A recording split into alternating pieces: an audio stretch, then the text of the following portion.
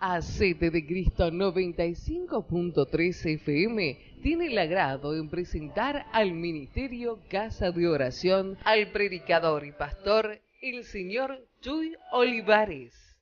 Bien, vamos a continuar con la serie que hemos comenzado sobre la historia de la iglesia.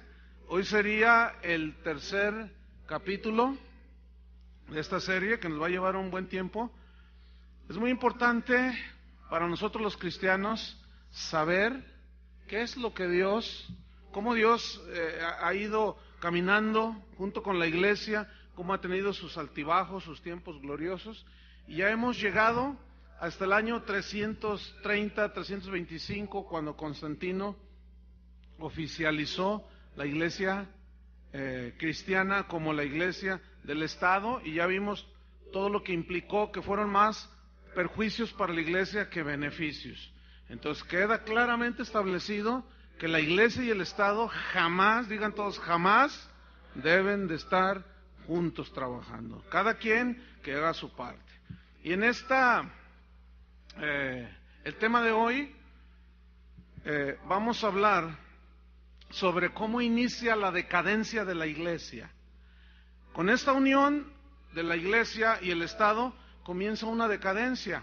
Y por ejemplo, comienza por ahí en el año 330 y pico aproximadamente, comienza a introducirse dentro de la iglesia doctrinas falsas.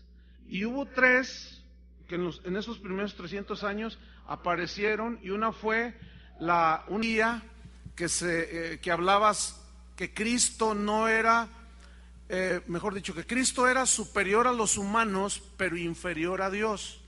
Y esto surgió de un hombre llamado Arrio, y se conoció como arrianismo, y era un sacerdote, bueno, todavía no les decían sacerdotes ahí, era un presbítero, un líder en la iglesia cristiana, y él sacó eso, de que Jesús es un ser creado y que no es eterno, decía. Y allí comenzó el fundamento de una de las sectas de mayor auge hoy, después de casi 2000 años, los testigos de Jehová. De ahí vienen de ese error garrafal. Y esto provocó que Constantino, el entonces emperador, convocara un concilio que se conoció como el Concilio de Nicea, que se celebró en Bitinia en el año 325 después de Cristo, donde nace el credo niceniano, que es el credo que, combatía esta herejía, y es el credo que, pues, casi todos se lo saben. ¿Se acuerdan del credo? El credo de los apóstoles. Creo en Dios Padre Todopoderoso, creador del cielo y la tierra, de todo lo visible y lo invisible. ¿Se lo saben? Bueno, así de machetito. De ahí viene, fíjense, como se juntaron todos los líderes de la iglesia y definieron la doctrina cristiana respecto a Cristo, que Cristo es igual a Dios, no creado, de la misma naturaleza que el Padre, Dios de Dios, luz de luz, engendrado y no creado. ¿Se acuerdan? ¿Sí lo recuerdan? No, yo me lo sé de machetito, porque iba la doctrina. Y de ahí viene, fíjense, ese credo de los apóstoles, y eso lo sintetizaron de una manera tan sabia que sintetizaron la divinidad de Cristo en unas cuantas palabras. Ahí se ve cómo todavía eran guiados por el Espíritu de Dios. Pero un hijo de Constantino, cuando sube al trono, él quedó como el emperador. Allí se descubrió que él abrazaba el arrianismo, el hijo de Constantino, y se desencadena una persecución contra los cristianos que rechazaban esta herejía. Ahora era la iglesia contra la iglesia. Fíjense cómo se empezó a deteriorar todo. Ahora ya la iglesia, los cristianos persiguiendo a los cristianos, hágame usted favor. Y así es, desgraciadamente, hasta el día de hoy ha prevalecido ese espíritu de perseguir, de atacar cuando una herejía surge y se debate esa herejía. Empieza una persecución y calumnias y cuanta cosa. Después aparece otra controversia, así le llamaban ellos, controversia. Resulta que un obispo llamado Apolinar enseñaba que Jesús no fue humano, sino solo Dios, o sea, lo contrario al arrianismo. ¿Se fijan? Entonces, se convoca en el año 381 al Concilio de Constantinopla, así se conoció, y ahí se vuelven a unir todos los líderes de la iglesia, hacen de nuevo el equilibrio y rechazan esta herejía. Hasta entonces se estaba manteniendo más o menos la iglesia. Viene la tercera controversia, y esta tenía que ver con el pecado y la salvación. Resulta que un líder cristiano llamado Pelagio, en el año 410, decía que el pecado no lo heredamos, sino que cada quien, decía él, escogía si pecar, el pecado o la justicia. Por lo tanto, cada quien elegía su salvación, pero esta es una herejía. Cuando viene San Agustín, unos 20 años más adelante, después de Pelagio, San Agustín, ahorita vamos a hablar un poco de esto, fue uno de los teólogos más importantes del cristianismo, y él definió teológicamente, bíblicamente, con una sabiduría impresionante, cómo es que heredamos el pecado. La doctrina se conoce como el pecado original. ¿Ha oído eso? Que lo heredamos en los genes, en la sangre, cuando ya nacemos. Heredamos la tendencia al pecado. Porque ha notado cómo no se nos enseña a hacer el mal, ese ya viene de fábrica. ¿Y por qué se nos enseña a hacer el bien y no el mal? Interesante, ¿no? Entonces, se combatió esta herejía también y fue condenada en otro concilio, en el 418 después de Cristo. Se llamó el Concilio de Cartago. Entonces, aquí hay algo importante. ¿Se acuerdan cuándo fue el primer concilio? En el año 50 después de Cristo, en Jerusalén. Esto es muy importante, se ha perdido, hermanos. Ya no hay esas convocatorias de los mejores teólogos del cristianismo en la actualidad para definir qué es bíblico y qué no es bíblico. Ya no existe eso, se ha perdido. Por eso la iglesia de hoy naufraga en un mar de inseguridad y de doctrinas que llegan, salen, vuelven a llegar, dan vuelta. Todo viento de doctrina, y muchos son arrastrados porque no hay una solidez, no hay quien levante la mano y diga: esto no es bíblico. La Biblia dice esto, y el argumento bíblico respectivo se ha perdido. Necesitamos rescatarlo de nuevo. En esa época, comienza ya en el 420, nace lo que se conoce como, o se le ha denominado, el espíritu monástico. Es decir, es cuando surgen los monjes y las monjas, fíjense, después de 400 años. Y este espíritu monástico nace a raíz de que hombres piadosos que amaban a Dios, siempre los ha habido, veían cómo la mundanalidad, cómo el pecado había penetrado en la iglesia, y ellos eran gente sincera. Y pues a alguno ahí se le ocurrió, hay algunas historias, no puedo tenerme en detalles porque nos quedamos hasta el año que viene y no se trata tampoco de eso. Pero hubo algunos que se comenzaron a aislar del mundo, según ellos, y se fueron a las montañas. Se sabe de algunos que vivieron durante 40 años en la copa de un árbol, nunca bajaron, y ahí se quedaron, y ahí murieron. Y ahí es cuando nace entonces el espíritu monástico, de separarse, según ellos, del mundo. Y esa misma tendencia existe hoy. Hoy cristianizamos todo, el café cristiano, la escuela cristiana, el negocio cristiano, todo lo cristianizamos. Hay un mal entendimiento respecto a lo que Jesús dijo, cómo nosotros deberíamos de manifestarnos en esta tierra. ¿Qué tan bíblico? Viene una pregunta aquí. ¿Qué tan bíblico es el espíritu monástico? Vamos a ver unos versículos. Por ejemplo, en Santiago 1:27. Me voy a ir rapidito. El que no alcance a abrir rápido su Biblia, bueno, pues escuche. Santiago 1:27. Vamos a ver qué tan bíblico es este espíritu monástico. Dice: la religión pura y sin mácula delante de Dios el Padre es esta: visitar a los huérfanos y a las viudas en sus tribulaciones y guardarse sin mancha del mundo. Pero ¿cómo entendemos ¿O cómo se debe entender guardarse sin mancha del mundo? Que estamos en el mundo, pero que nos conservamos sin mancha dentro del mundo. Juan 17:15. Entonces, estamos viendo cómo bíblicamente no hay un apoyo, no hay sustento para este espíritu monástico, eso de aislarse de toda la mundanalidad. No existe en la Biblia eso. Juan 17, versículo 15, dice así, Jesús está orando: no ruego que los quites del mundo, sino que los guardes del mal. ¿Cómo lo entienden? Está orando Cristo: no ruego que los quites del mundo, sino que en medio del mundo los guardes del mal. Primera de Corintios 5, versículo 9 y 10. Primera de Corintios 5, 9 y 10 dice: os he escrito por carta que no os juntéis con los fornicarios, no absolutamente con los fornicarios de este mundo, o con los avaros, o con los ladrones, o con los idólatras, pues en tal caso os sería necesario salir del mundo. Los corintios habían entendido mal, y fíjense cómo este mal entender provoca que en lugar de ser luz del mundo, seamos luz de un cuarto ahí en la sierra de Chihuahua.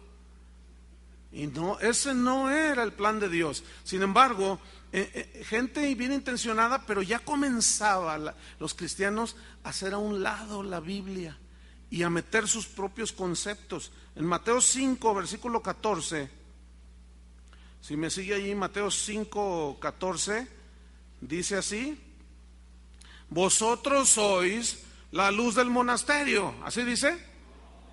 Vosotros sois la luz del mundo. Entonces, si yo soy la luz del mundo, es obvio, evidente, que la voluntad de Dios jamás será que nos aislemos. Tenemos que estar metidos, infiltrados. Estamos en el mundo, pero no somos del mundo. Vosotros sois entonces la luz del mundo. Una ciudad asentada sobre un monte no se puede esconder, ni se enciende una luz, fíjense, no se puede esconder. Y estos iban y se escondían allá, ¿sí? Ni se enciende una luz y se pone debajo de un almud, sino sobre el candelero, y alumbra a todos los que están en casa. Así alumbre vuestra luz delante de los hombres, para que vean vuestras buenas obras y glorifiquen a vuestro Padre que está en los cielos. Para que vean que ustedes son hijos de Dios por cómo viven y lo que hacen. Entonces, estamos comparando cómo la iglesia se fue deteriorando, y entramos en una etapa muy tremenda, muy interesante dentro de la historia de la iglesia. Miren, recordemos que Constantinopla reemplazó a la ciudad de Roma como capital del imperio, pero la iglesia en Roma comenzó a reclamar, a pelearse con el obispo. En ese entonces todavía no había ese asunto de cardenales. El obispo es una palabra bíblica, que ahorita vamos a hablar un poco más de eso. Pero la iglesia en Roma comienza a reclamar el derecho de ser la capital mundial de la iglesia, de todo el imperio. Entonces la iglesia en Roma comienza a ganar prestigio y poder político, y se le comienza a decir papa por primera vez al obispo de Roma. Es decir, esa palabra, ese calificativo fue después de casi 500 años en la historia de la iglesia, cuando por primera vez se le llama papa al obispo de Roma, y reclama este obispo poseer toda la autoridad sobre el cristianismo, y empieza a decir: yo soy el jefe de todos. Eso no existía en la iglesia primitiva en los primeros 300 años, y reclamó soy cabeza de la iglesia, cuando la Biblia dice que Cristo es cabeza de la iglesia, ¿sí? Pero no solamente dijo soy cabeza de la iglesia, sino comenzó a reclamar: también soy cabeza del Estado romano.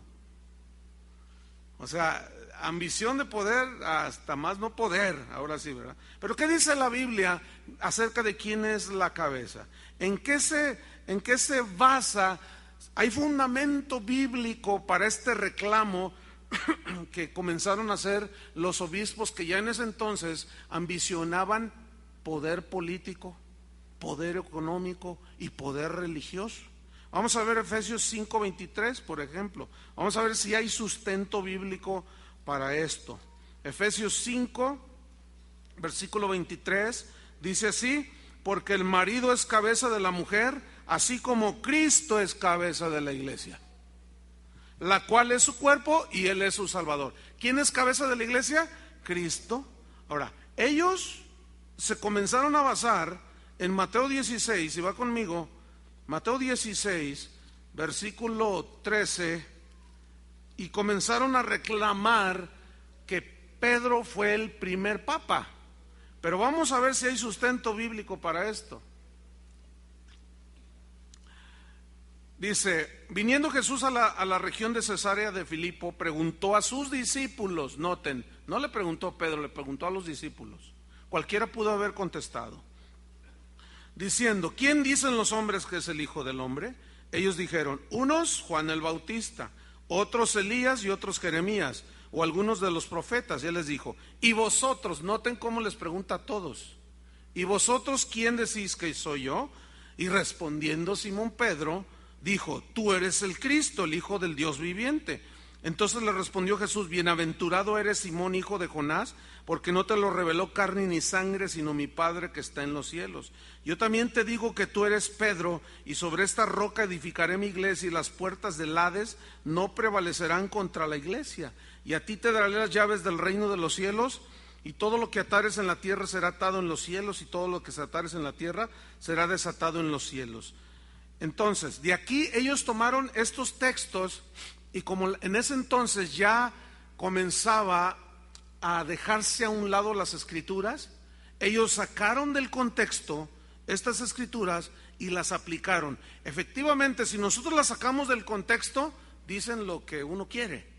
Y ese es un principio hermenéutico de correcta interpretación, no sacar del contexto, sino leer todo el panorama, todo el panorama de la Biblia, para tener precisamente un panorama más amplio. Vamos a ver si Pedro entendió lo que estas personas comenzaron a reclamar. Vamos a Gálatas capítulo 2. En la misma Biblia se defiende a sí misma solita. No hay necesario de que se defienda nada. Vamos a ver si Pedro entendió lo que estos reclamaban. Gálatas 2, versículo 7. Dice: antes, por el contrario, como vieron que me había sido encomendado el evangelio de la incircuncisión, o sea, evangelizar a los gentiles, está hablando Pablo, como a Pedro el de la circuncisión, es decir, a los judíos, pues el que actuó en Pedro para el apostolado de la circuncisión, actuó también en mí para con los gentiles. Escuchen el 9. Y reconociendo la gracia que me había sido dada, dijo Pablo, escuchen, Jacobo, Cefas es Pedro, nada más que Cefas es en arameo, Cefas y Juan, que eran considerados, ¿qué? Como columnas. ¿Qué es una columna? La que sostiene el edificio, pero nunca una columna es fundamento. ¿Estamos?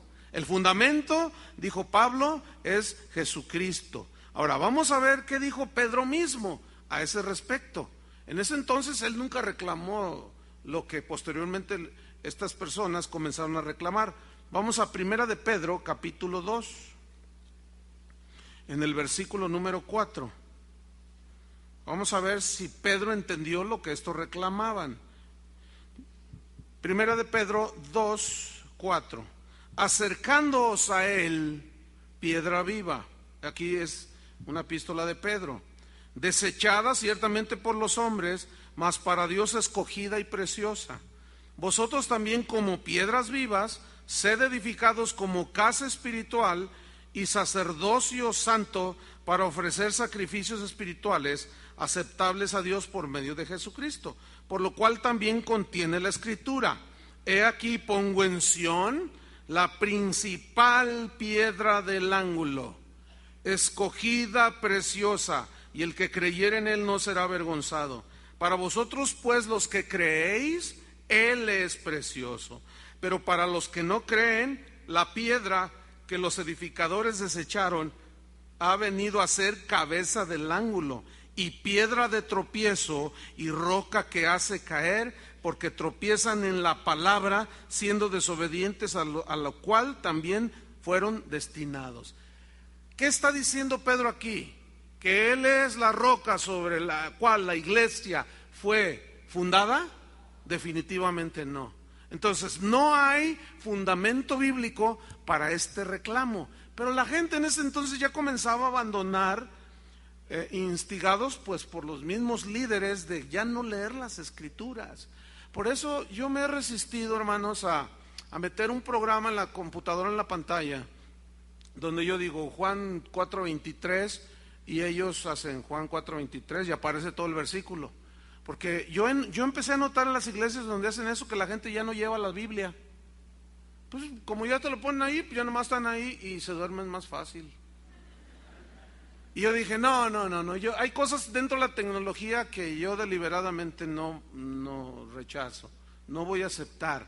Y algunos en buena onda llegan, pastor, tengo un programa aquí para que salga el versículo. No lo vamos a hacer, porque eso provoca, si de por sí no leen, no abren su Biblia, y yo me doy cuenta, porque les digo, Apocalipsis, ya andan buscando en Génesis. Yo digo, no saben ni abrir la Biblia. Entonces a mí me interesa que ustedes abran la Biblia, ¿sí? Para que no le digan que no le cuenten. Entonces, fíjense, había entonces, a todos los líderes en ese tiempo les llamaban obispos. Más tarde se les comenzó a llamar patriarcas, padres que gobiernan, ¿sí? En Jerusalén, en Antioquía, en Alejandría, Constantinopla y en Roma. Y empezó entre los mismos líderes una disputa sobre quién sería el mayor. ¿No se les parece al pasaje del Evangelio? Empezaron a disputarse entre todos la supremacía. ¿Qué dijo Jesús? El que quiera ser mayor, hágase servidor. Y ellos comenzaron, el obispo de Roma decía, no, yo soy. Y el de Constantinopla decían, tú no, yo soy. Porque Constantinopla es la capital del imperio. A mí no me importa. Y luego otro allá en Jerusalén, no, yo soy el mero mero. Y comenzaron a disputarse. Saben que en esta ciudad ha sufrido por muchos años, desde que yo me acuerdo empezarme a reunir con pastores hace más de 25 años, siempre ha habido disputas de líderes, pastores que quieren controlar a todo el mundo. Ese es un espíritu, es una actitud que no está plasmada en las escrituras. Ese ánimo de que yo soy el apóstol de esta ciudad y todos deben estar bajo mi cobertura y yo mando. No. Eso no se veía en la iglesia de los primeros 200, 300 años, en la historia de la iglesia. ¿Cuál fue el argumento que usó la iglesia de Roma para reclamar su supremacía? ¿Saben cuál fue el argumento? Que San Pablo y San Pedro habían estado en Roma. Inclusive ellos afirman ahí en el Vaticano tener los huesos del apóstol Pedro, pero eso no es comprobado científicamente ni históricamente. No hay indicios históricos de que Pedro haya estado en Roma.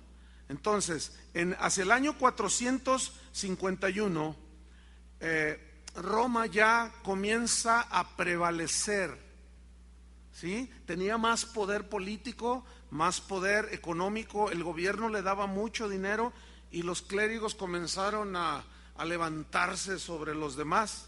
En este periodo del que yo les estoy narrando, destacaron algunos, no puedo nombrarlos a todos, los más importantes, algunos obispos o presbíteros, que esa palabra también es bíblica. Entre ellos estaba Atanasio. Este fue un hombre que se distinguió por ser un defensor aguerrido de la fe y de la sana doctrina. Él fue el que se levantó y combatió el arrianismo de que Jesús es un ser creado, y él murió, toda su vida la dedicó a defender la pureza de la doctrina cristiana. Después vemos a otro cristiano, otro líder cristiano llamado Ambrosio, que este fue el primero de los llamados padres de la iglesia. Y este escribió muchos libros también en defensa de la fe. Es lo que se conoce como apologistas, que escribían defendiendo la fe. Y estos llamados padres de la iglesia fueron hombres llenos del Espíritu Santo, llenos de Dios, que sus escritos ayudaban, aparte de las escrituras y sus cartas que ellos enviaban y sus reprensiones, ayudaban hasta ese momento a ir contrarrestando los embates de las falsas doctrinas. Hubo otro que se llamó y se conoce como Juan Crisóstomo. Este fue un gran predicador. Dice la historia de la iglesia que le pusieron un apodo y le pusieron el boca de oro. Así le decían, porque su mensaje era siempre bíblico. Siempre era bíblico. Y el predicar la Biblia le trajo, o sea, dice la historia que cuando la gente lo escuchaba, entendía perfectamente el mensaje del evangelio. Era un hombre muy notable, y dice la historia que esto le trajo muchos enemigos a este Crisóstomo, y él murió exiliado en el año 407. Después aparece otro de los más conocidos padres de la iglesia, Jerónimo. Él fue el que tradujo la Biblia del griego al latín, que se conoce como la Vulgata Latina o la Septuaginta. Y este fue el más destacado de los padres de la iglesia, según la historia. Era un erudito, sabía griego, arameo, hebreo. Era toda una personalidad este hombre, aparte por supuesto de ser un hombre lleno de Dios. Y bueno, hasta la fecha su traducción de las escrituras es la Biblia oficial de la iglesia católica de hoy. Llegamos al tiempo de San Agustín. Este hombre también llegó a ser de los teólogos más brillantes después del apóstol Pablo, según la opinión de muchos historiadores. Pero él se convirtió a los 33 años de edad. Dice la historia que Agustín, conocido como San Agustín, dice la historia que él era muy mujeriego, era muy dado a las francachelas, y era un hombre dado a la disipación, y estaba pervertido. Pero él se convirtió a Cristo, fíjense. Tuvo un encuentro con Cristo, nació de nuevo, y fue tal su consagración, se entregó al estudio de la Biblia, porque también era muy brillante en su mente, y se entregó con tal pasión al estudio de la Biblia que llegó a ser, repito, uno de los teólogos más importantes del cristianismo. Y él llegó a ser obispo en África del Norte. Así corren los años y llegamos al tiempo de la edad medieval o la edad media, que abarca del año 450 más o menos hasta el 1500. Y aquí es donde comienza una de las páginas dentro de la historia de la iglesia más oscuras, que se le conoce como el oscurantismo de la iglesia. Llegamos al 476, cuando viene la caída del Imperio Romano. Finalmente son vencidos, y durante casi 1000 años la iglesia y el poder papal, mejor dicho, el poder del Papa comienza a crecer de una manera notable. Y es en esa época cuando el poder papal llega a todo su esplendor y comienza a dominar a las conciencias de todos los seres humanos de ese tiempo, que estaban bajo el Imperio Romano. El esplendor papal, adelantándome un poquito porque vamos a ver la historia de los papas, esto es muy importante, hubo de todo dentro de la historia de la iglesia, pero el esplendor papal comienza con un papa que se llamó, ellos adoptaban nombres, casi nadie, por ejemplo, Benedicto XVI no se llama así, todos adoptan un nombre distinto al que ellos tienen. Y comienza con Gregorio I, el Grande. Este llevó al cristianismo a Inglaterra, ¿sí? O sea, Inglaterra en ese entonces era pues bárbaro, llega el cristianismo ahí, pero se pelea con el obispo de Constantinopla, porque quería él ser el mero mero, y el otro no se dejaba. Y Gregorio I fue el que desarrolló 3 de las principales doctrinas del catolicismo actual, como es, número 1, la adoración a las imágenes, Número 2, el purgatorio. Y número 3, la transubstanciación, que consiste en dentro de la misa, cuando el sacerdote toma el pan y la hostia y la copa, ellos hacen una consagración, hacen un sacrificio otra vez de Cristo, porque la misa es un sacrificio, y ellos dicen que se convierte en el cuerpo y la sangre del Señor literal. Esa doctrina surgió con el Papa Gregorio I. Posteriormente vamos a hacer un desglose más amplio para que ustedes vayan entendiendo. Vamos a entender muchísimas cosas. A veces la información, no sé, yo no estoy muy acostumbrado a dar tanta información, pero creo que es importante. Entonces, para sustentar la sucesión papal, resulta que la Iglesia romana hizo circular un documento, pero era un documento falso, que se llamaba Donación de Constantino. Es decir, un supuesto escrito que dejó Constantino, que según inventaron por ahí, se lo entregó al obispo de Roma, que en ese entonces era Silvestre I, y hablaba sobre la autoridad suprema sobre el imperio, incluyendo a los emperadores, de que en ese escrito se establecía de que el Papa romano era el jefe de todo.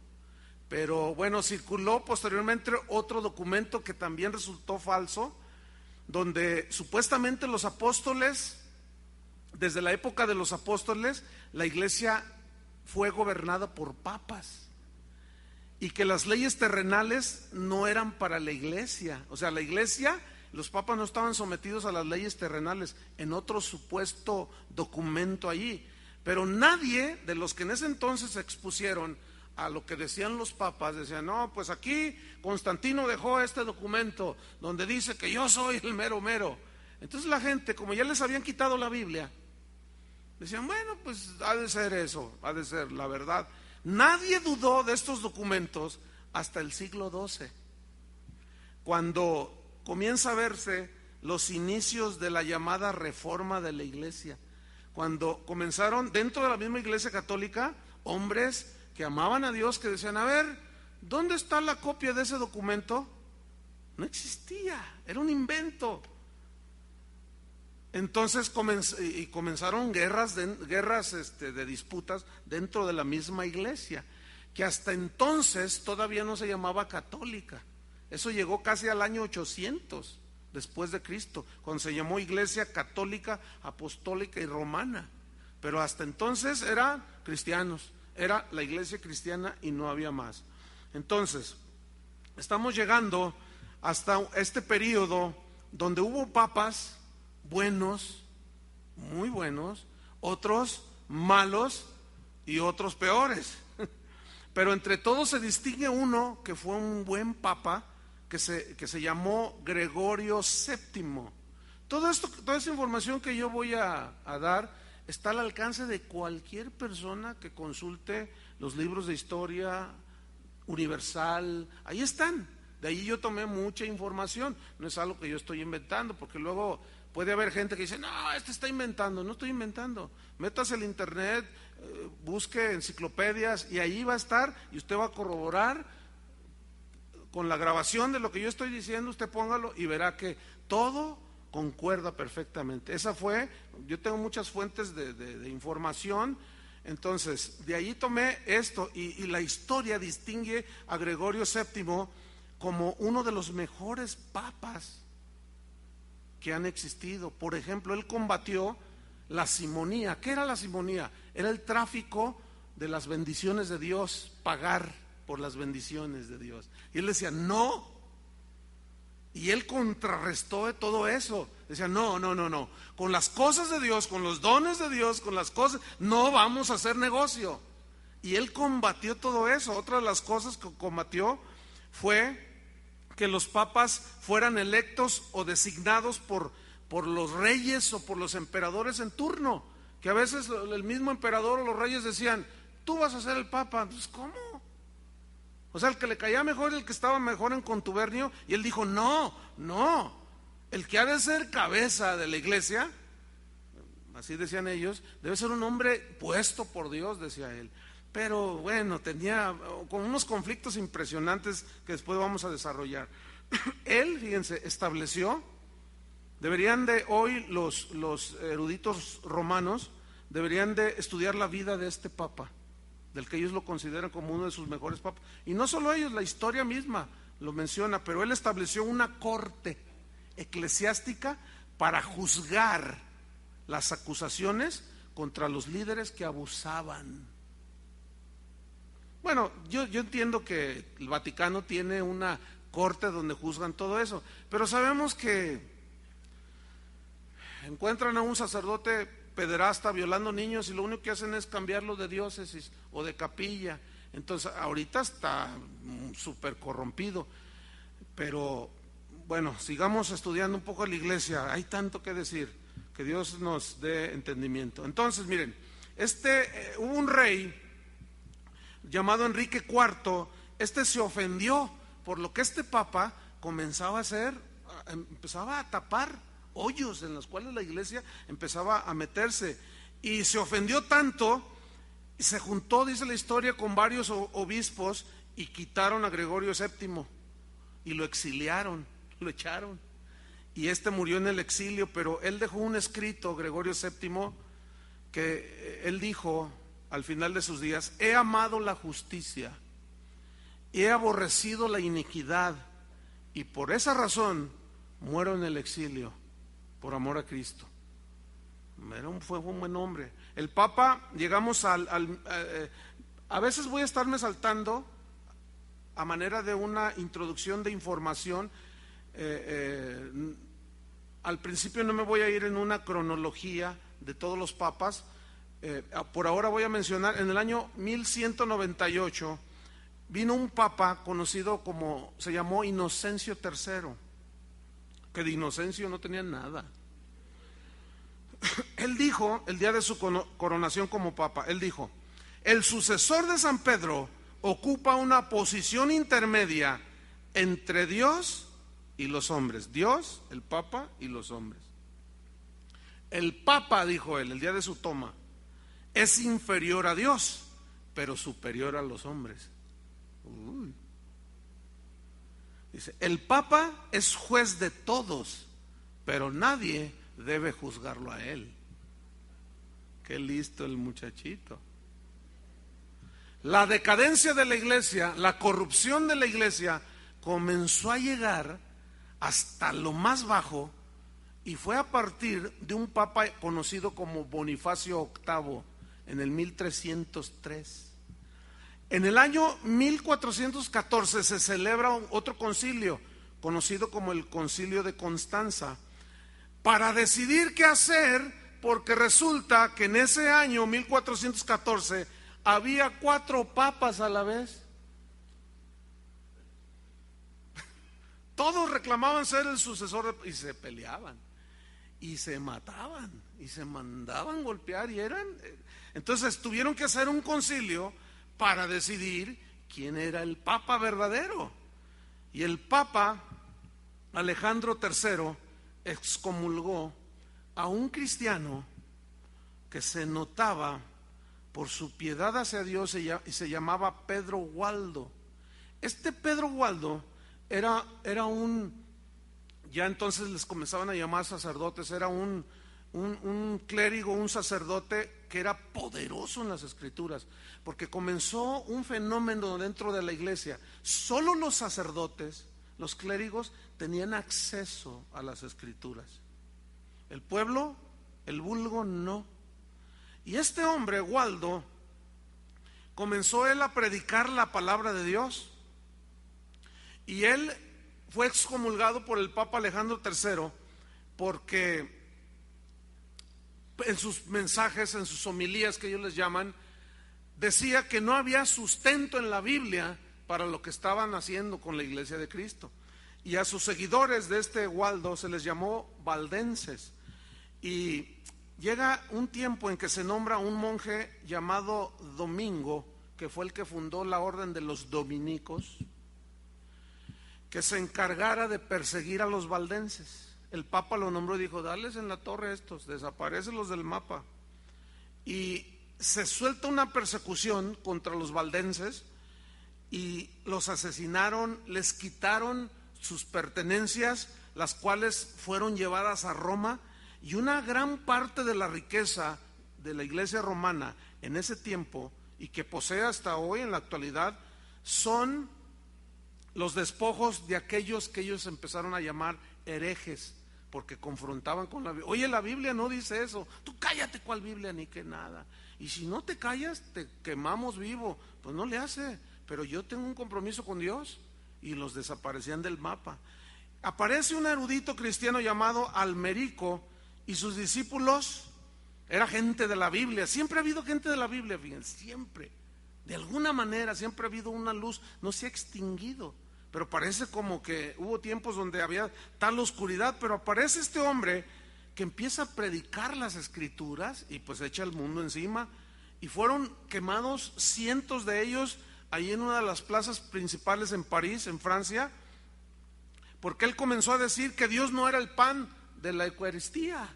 No, ¿cómo va a ser Dios? Es simple pan. Es muy fácil comprobar. Después de que el sacerdote consagra y que dice que es el cuerpo de Cristo, vamos a analizarlo y van a ver que sigue siendo pan. Y decían, herejía, y los quemaban. En aquel tiempo, imagínense que estuviéramos en este tiempo, ya estuvieran las hogueras ahí prendidas y el primero era el profe, por sus profecías, y luego seguía el pastor. Son otros tiempos, pero hubo otro cristiano llamado Juan Clark. Este puso un cartel en una iglesia en Francia que decía, y allí ya comenzaba a haber un espíritu de confrontar la mentira espiritual. Y este fue el primer cristiano católico en ese tiempo, que en una iglesia puso un cartel que decía, el Papa es el anticristo. Entonces lo agarraron y le dijeron, oye, ¿qué no sabes que él es superior a nosotros y él es el representante de Cristo en la tierra? Si fuera el representante de Cristo en la tierra, no haría lo que haría. Tiene amantes, es hasta homosexual, y se iban a las pruebas y no, pues los callaban. Por eso hubo una matazón impresionante tratando de matar a los que comenzaban a hablar la verdad. Es en esa época cuando aparece en la historia, en esa época del medieval, pero en el año 570 aparece un hombre llamado Mahoma. ¿Han oído de Mahoma? Bueno, este nace en la Meca en el 570, y él se horroriza de la idolatría del cristianismo. Y en el año 610 se declara profeta y se hace un guerrero, el cual a través de la espada establecía su doctrina. Él comenzó a enseñar, él conquistó Jerusalén, Egipto, dice la historia que conquistó Persia, España y todo el norte de África, y naciones cristianas se volvían al mahometismo, o se hacían musulmanes. Y este Mahoma atacó el culto a las imágenes, porque si ustedes se fijan, los musulmanes, imágenes cero. Atacó la oración a los santos, porque no, pues cómo que orarles a los santos, ¿verdad? Las reliquias. Pero al final vemos cómo está ahora esa doctrina también, y está corrompida, ¿verdad? En realidad ha degenerado, y es lo mismo, a él lo tienen casi como un dios. Y hemos visto cómo el fanatismo les ha ganado a toda esa gente, y hasta matan, se amarran bombas alrededor del cuerpo y matan a la gente, y ha degenerado el mahometismo. Y es cuando entran lo que se conoce como la guerra de las cruzadas, que los cristianos, los papas armaron su ejército y los uniformaban con uniformes donde tenían una cruz aquí en el pecho, y donde en los escudos tenían una cruz. Se conoció como las cruzadas porque eran los esfuerzos del cristianismo para recobrar los países que ellos iban perdiendo, que los musulmanes a filo y espada convertían al cristianismo a la fuerza. Y hubo 7 grandes cruzadas, no puedo detenerme en todas ellas, pero capturaban Jerusalén, luego echaban a los musulmanes y luego otra vez llegaban y echaban a los cristianos y se la pasaron ahí cientos de años peleándose. ¿Ustedes creen que esa era la idea y el pensamiento de Cristo, que los cristianos a filo de espada establecieran el reino de Dios? Por supuesto que no, pero ya vemos cómo empezaban toda la corrupción dentro de la iglesia y entramos a la historia del papado. Fue a partir del siglo VI que se inició el papado y alcanzó su cenit, dice la historia, en el siglo XIII. Hasta la fecha todavía permanece, todos estamos entendidos de eso. ¿Cuál fue la misión original de la iglesia? La misión original de la iglesia de Cristo fue manifestar la gloria de Dios. Efesios 3:10 dice que la iglesia es la encargada de dar a conocer los misterios y las maravillas de Cristo. Y esto no era a filo de espada ni con poder político, era algo totalmente espiritual. Nunca fue ni estuvo en la mente de Cristo forzar al mundo a creer en Él, porque Él respeta las conciencias de las personas. Él dijo, porque de tal manera amó Dios al mundo, que ha dado a su Hijo unigénito, para que todo aquel que en Él cree no se pierda, mas tenga vida eterna. Pero los cristianos ya estaban todos intolerantes y llenos de violencia, a fuerzas querían que la gente se hiciera cristiana. ¿Se acuerdan ya cómo había esa tendencia carnal en Pedro, cuando prendieron a Jesús y dice que sacó una espada y le tiró un espadazo a uno de los siervos del sacerdote y le cortó la oreja?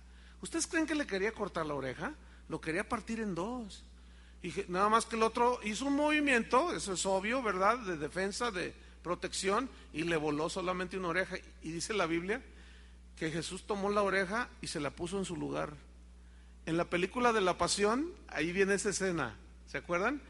Y el soldado se queda así todo sangrado y Jesús toma la oreja y se la pone así y le voltea con Pedro y le dice, no es con espada, Pedro, guárdala, no has entendido, no es con violencia. Este es un principio que se ha perdido en el entendimiento de los cristianos. Los cristianos de hoy necesitamos recuperar eso, de que no es a fuerza, no es por presión. No presiones a tu marido, no presiones a tu esposa que no es cristiana, a tus hijos, no, háblales de Cristo y deja que ellos decidan. Seguido trato asuntos así de que, pues yo vengo a la iglesia porque me trae mi papá, pero yo no quiero nada. Y si no traigo, no me da para la escuela, no me paga el colegio, no me da para gastar. No, cálmate, cruzado. No es así, hermanos. Para que todo aquel que en Él crea no se pierda. No podemos violar las conciencias de las personas. Mientras tú no entiendas eso, lo vas a hacer en tus fuerzas. Y ese no era el plan de Dios. Desde el inicio entonces de la iglesia cristiana, en Pentecostés, hasta fines del siglo I, hay algo interesante. Escuchen, cada congregación, cada iglesia era independiente entre sí. Cada una era gobernada por un grupo de ancianos, se le llama en la Biblia, pastores o presbíteros, que gobernaban cada iglesia en cada ciudad. Y de ellos, de todos esos ancianos, siempre destacaba uno que resultaba ser el pastor, finalmente, a quien todos reconocían, pero no porque él se imponía y decía, yo aquí soy y yo, no, sino porque era evidente que la llenura del Espíritu Santo, la sabiduría que tenía, cómo llevar a la congregación, era reconocida por los demás. Y esto se ve claramente en la Biblia, en Apocalipsis capítulo 2 y capítulo 3. El mensaje a las 7 iglesias, se fijan cómo era escribe al ángel de la iglesia que está en Éfeso, en Pérgamo, en Esmirna, en Filadelfia. Y el ángel de la iglesia era el pastor. Habla del pastor, se refiere al pastor de la iglesia. Entonces vemos que era un conjunto liderados finalmente por un hombre que Dios hacía destacar, por lo que ya mencioné, y era como las iglesias se gobernaban. Y el gobierno que existe ahora actualmente en la iglesia romana y algunas congregaciones cristianas donde yo, por ejemplo, soy el pastor en esta congregación y no podría enseñarles lo que el Espíritu Santo me dirigiera a mí, sino lo que me dicen de Roma que yo les diga. Es así como el día de hoy muchas denominaciones cristianas, con ese asunto de la cobertura y todo, es un apóstol el que los sujeta y el que les dice que hagan. Miren, nosotros hemos levantado muchas iglesias, aún en Estados Unidos, hay un par de ellas, y ustedes pueden preguntarles a los pastores, y a los pastores de las iglesias aquí en Guadalajara, en Zamora y en algunas ciudades que tenemos casas de oración. Ustedes pueden ir con libertad y preguntarles: oye, ¿a ti te dicen lo que tienes que hacer desde Guadalajara? Y así, mira, sin dudarlo, te van a decir: no, estamos en una comunión y reconocemos la autoridad sobre nosotros, pero ellos no nos dicen a nosotros qué hagamos el domingo que viene. Jamás yo osaría hacer una cosa así. Pero ¿saben por qué? Porque esto es lo que entiendo en la Biblia. Porque el Espíritu Santo es suficiente para guiar a cada pastor, ¿no creen?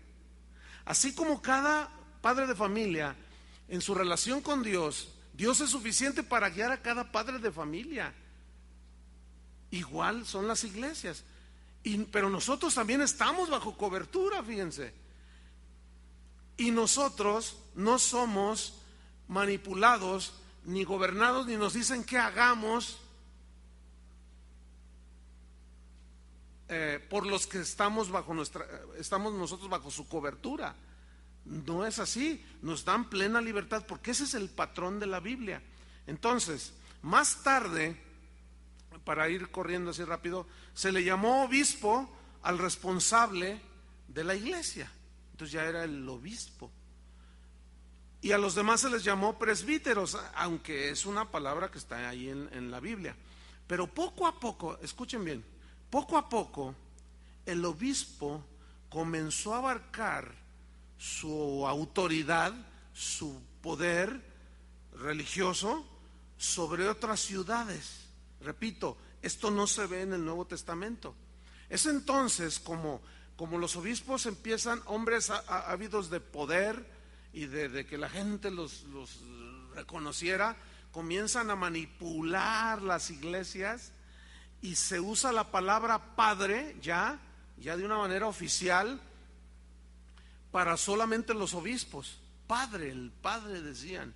Pero en el año 499 después de Cristo, este título se le dio solo al obispo de Roma y posteriormente se le añadió Padre Universal, es decir, obispo de toda la iglesia, ¿sí? Hoy se está usando mucho en lo que es la iglesia cristiana evangélica el apóstol, y comienza otro deterioro dentro. Hoy cualquier chiquillo es apóstol.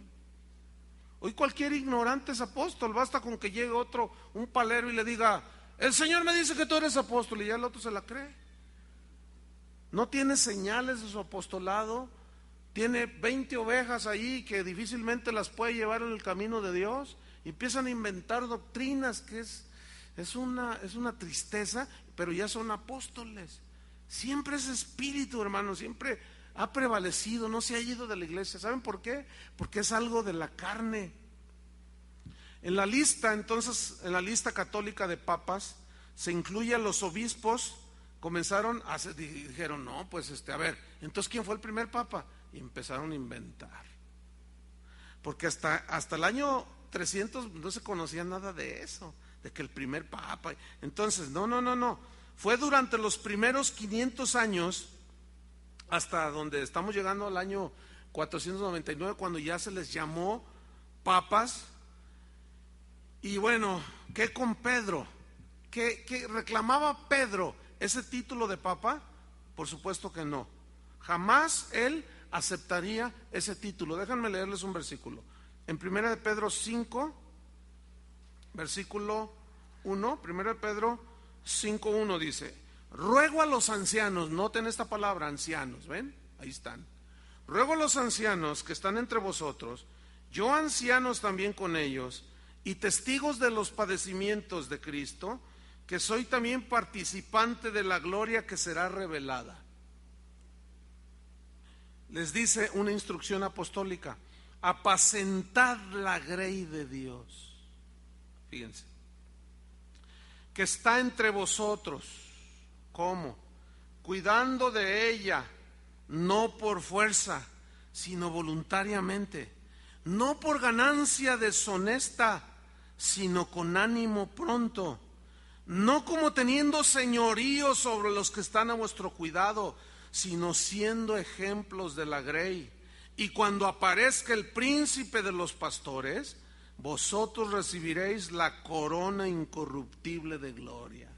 Nada que ver, ¿verdad?, con lo que esta gente comenzó a reclamar. Yo creo aquí nos vamos a quedar, porque el próximo jueves vamos a comenzar a ver la historia ya de los papas, que algunos se van a sorprender de lo que sucedió, otros no sé, tal vez todavía no muy bien convencidos del cristianismo bíblico, van a decir, ay no, y algunos se van a enardecer de lo que vamos a escuchar, otros se van a enojar, pero es la historia, hermanos, y la historia no podemos cambiarla, ya está escrita ahí. Aquí nos vamos a quedar para el próximo jueves, no se lo pierda, ¿sí? Usted ganará 20 indulgencias gratuitas. Bueno, vamos a orar. Señor, te damos gracias. Gracias porque tú tienes un propósito para todos los que estamos aquí escuchando. ¿De dónde venimos? ¿Cómo fue que la iglesia que tú fundaste al correr de los años, cómo fue desarrollándose en los primeros años, pero cómo fue deteriorándose? ¿Y por qué razón? ¿Por qué fue que comenzó a haber tantas distorsiones? ¿Por qué fue que comenzó a haber tantas aberraciones dentro de la iglesia? Esto nos va a ayudar, Señor, para cuando lleguemos a nuestra época actual. Se nos va a abrir un panorama muy amplio. Es muy importante, Señor. Yo te pido que nos des sabiduría, entendimiento, y que aunque son muchos datos históricos, aún en medio de todo eso, Señor, tú siembres una semilla buena porque será muy importante para los últimos tiempos. Se necesita, Señor, el espíritu de la reforma, porque la iglesia en la que hoy estamos necesita otra reforma. Hoy estamos tan desviados y tan lejos de los propósitos que tú diseñaste para la iglesia. Pero a base de estudiar la historia de la misma iglesia, nos vamos a ir dando cuenta, Señor, para no cometer los mismos errores. En el nombre de Jesucristo te agradecemos, Padre, por este tiempo que nos has dado en tu presencia. Amén. Que Dios los bendiga, hermanos.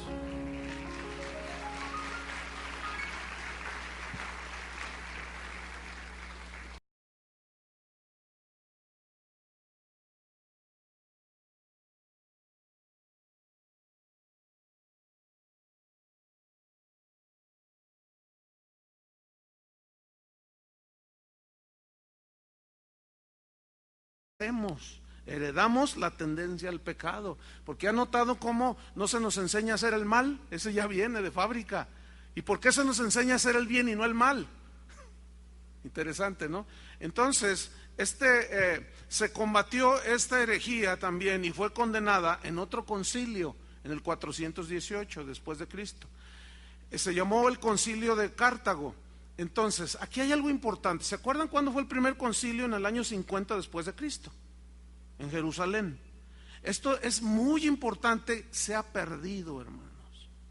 Ya no hay esas convocatorias de los mejores teólogos del cristianismo en la actualidad para definir qué es bíblico y qué no es bíblico. Ya no existe eso, se ha perdido.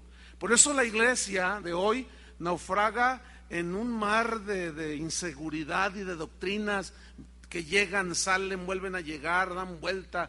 Todo viento de doctrina y muchos son arrastrados porque no hay una solidez, no hay quien levante la mano y diga, esto no es bíblico. La Biblia dice esto y el argumento bíblico respectivo se ha perdido. Necesitamos rescatarlo de nuevo. En esa época, comienza ya en el 420, nace lo que se conoce como, o se le ha denominado el espíritu monástico, es decir, es cuando surgen los monjes y las monjas, fíjense, después de 400 años. Y este espíritu monástico nace aquí. Un obispo llamado Apolinar enseñaba que Jesús no fue humano, sino solo Dios, o sea, lo contrario al arrianismo. ¿Se fijan? Entonces, se convoca en el año 381 al Concilio de Constantinopla, así se conoció, y ahí se vuelven a unir todos los líderes de la iglesia, hacen de nuevo el equilibrio y rechazan esta herejía. Hasta entonces se estaba manteniendo más o menos la iglesia. Viene la tercera controversia, y esta tenía que ver con el pecado y la salvación. Resulta que un líder cristiano llamado Pelagio, en el año 410, decía que el pecado no lo heredamos, sino que cada quien, decía él, escogía si pecar, el pecado o la justicia. Por lo tanto, cada quien elegía su salvación, pero esta es una herejía. Cuando viene San Agustín, unos 20 años más adelante, después de Pelagio, San Agustín, ahorita vamos a hablar un poco de esto, fue uno de los teólogos más importantes del cristianismo, y él definió teológicamente, bíblicamente, con una sabiduría impresionante, cómo es que heredamos el pecado. La doctrina se conoce como el pecado original. ¿Ha oído eso? Que lo heredamos en los genes, en la sangre, cuando ya nace.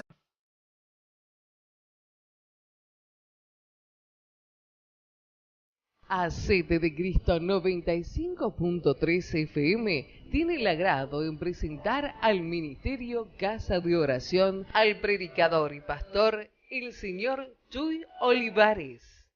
Bien, vamos a continuar con la serie que hemos comenzado sobre la historia de la iglesia. Hoy sería el tercer capítulo de esta serie, que nos va a llevar un buen tiempo. Es muy importante para nosotros los cristianos saber qué es lo que cómo Dios ha ido caminando junto con la iglesia, cómo ha tenido sus altibajos, sus tiempos gloriosos, y ya hemos llegado hasta el año 330, 325, cuando Constantino oficializó la iglesia cristiana como la iglesia del Estado, y ya vimos todo lo que implicó, que fueron más perjuicios para la iglesia que beneficios.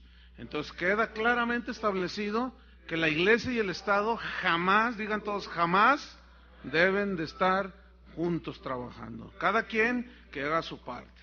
Y en el tema de hoy vamos a hablar sobre cómo inicia la decadencia de la iglesia. Con esta unión de la iglesia y el Estado comienza una decadencia. Y por ejemplo, comienza por ahí en el año 330 y pico aproximadamente, comienza a introducirse dentro de la iglesia doctrinas falsas. Y hubo tres que en esos primeros 300 años aparecieron, y una fue un día que hablaba que Cristo no era, que Cristo era superior a los humanos, pero inferior a Dios. Y esto surgió de un hombre llamado Arrio, y se conoció como arrianismo, y era un sacerdote, bueno, todavía no les decían sacerdotes ahí, era un presbítero, un líder en la iglesia cristiana, y él sacó eso, de que Jesús es un ser creado y que no es eterno, decía. Y allí comenzó el fundamento de una de las sectas de mayor auge hoy, después de casi 2000 años, los testigos de Jehová. De ahí vienen de ese error garrafal. Y esto provocó que Constantino, el entonces emperador, convocara un concilio que se conoció como el Concilio de Nicea, que se celebró en Bitinia en el año 325 después de Cristo, donde nace el credo niceniano, que es el credo que, combatía esta herejía, y es el credo que, pues, casi todos se lo saben. ¿Se acuerdan del credo? El credo de los apóstoles. Creo en Dios Padre Todopoderoso, creador del cielo y la tierra, de todo lo visible y lo invisible. ¿Se lo saben? Bueno, así de machetito. De ahí viene, fíjense, como se juntaron todos los líderes de la iglesia y definieron la doctrina cristiana respecto a Cristo, que Cristo es igual a Dios, no creado, de la misma naturaleza que el Padre, Dios de Dios, luz de luz, engendrado y no creado. ¿Se acuerdan? ¿Sí lo recuerdan? No, yo me lo sé de machetito, porque iba la doctrina. Y de ahí viene, fíjense, ese credo de los apóstoles. Y eso lo sintetizaron de una manera tan sabia que sintetizaron la divinidad de Cristo en unas cuantas palabras. Ahí se ve cómo todavía eran guiados por el Espíritu de Dios. Pero un hijo de Constantino, cuando sube al trono, él quedó como el emperador. Allí se descubrió que él abrazaba el arrianismo, el hijo de Constantino, y se desencadena una persecución contra los cristianos que rechazaban esta herejía. Ahora era la iglesia contra la iglesia. Fíjense cómo se empezó a deteriorar todo. Ahora ya la iglesia, los cristianos persiguiendo a los cristianos, hágame usted favor. Y así es, desgraciadamente, hasta el día de hoy ha prevalecido ese espíritu de perseguir, de atacar. Cuando una herejía surge y se debate esa herejía, empieza una persecución y calumnias y cuanta cosa. Después aparece otra controversia, así le llamaban ellos, controversia. Resulta que